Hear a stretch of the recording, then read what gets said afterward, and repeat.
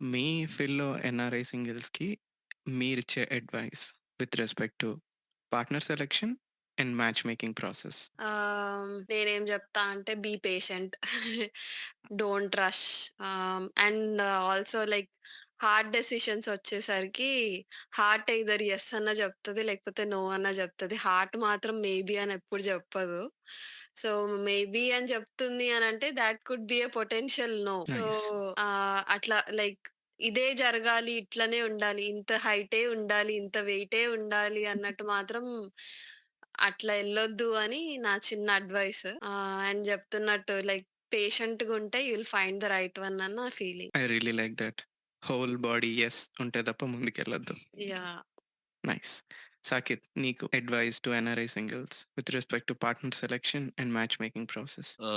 ఏదున్నా like if it's like yes అని లేకపోతే నో అయితే నో అని వాళ్ళకి చెప్పేస్తే బెటర్. అండ్ సెకండ్ పాయింట్ వచ్చేసి మనము ఏదో ఎవరో దొరికిర్రు అన్నట్టు చేసుకోకుండా నీకు ఆ ఫీలింగ్, ఆ బాండ్ వచ్చినప్పుడు చేసుకోవడం వుడ్ బి ఇంపార్టెంట్.